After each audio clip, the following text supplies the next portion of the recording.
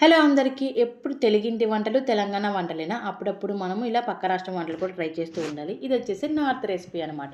So, ఇదైతే ఒక client అయితే నాకు టేస్ట్ చేపిచ్చారు. నిజంగా చాలా అంటే చాలా బాగుంది రెసిపీ కనుక్కొని. సో, ఈరోజైతే ఇంట్లో ట్రై చేయబోతున్నాను. మీకు కూడా ఆ రెసిపీ షేర్ చేసుకోవాలనుకుంటున్నాను. సరే రెసిపీలోకి వెళ్ళిపోదాం, వచ్చేసేయండి.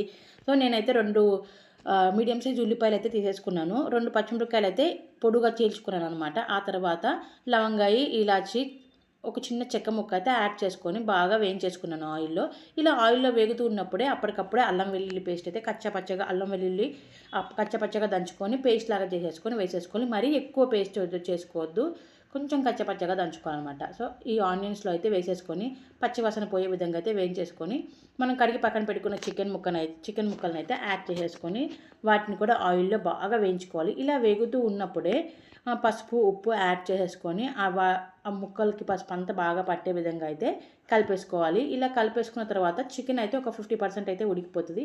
సో, అలా ఉడికిన తర్వాత మనము కారము, గరం మసాలా, జీలకర్ర పొడి, లైట్‌గా మిరియాల పొడి అయితే యాడ్ చేసుకోవాలి. ఈ మిరియాల పొడి, జీలకర్ర పొడి వల్ల టేస్ట్ ఇంకా చాలా బాగుంటుందనమాట.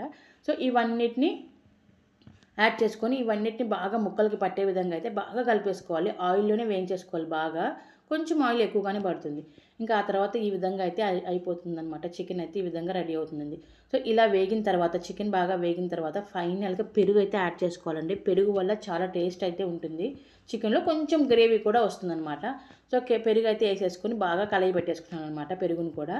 ముక్కలకి అన్నిటికి బాగా పట్టే విధంగా అయితే బాగా కలిపేసుకున్నాను. ఆ తర్వాత కొంచెం చికెన్ కలర్‌ఫుల్‌గా ఉండడానికైతే కొంచెం ఫుడ్ కలర్ అయితే యాడ్ చేసుకున్నాను. ఇష్టం లేని వాళ్ళైతే స్కిప్ చేసుకోవచ్చు. సో, ఫైనల్‌గా అయితే చికెన్ కర్రీ అయితే రెడీ అయిపోయిందండి. కొంచెం కొత్తిమీర జల్లి దించేసుకున్నాం అనుకోండి, చాలా అంటే చాలా బాగుంది.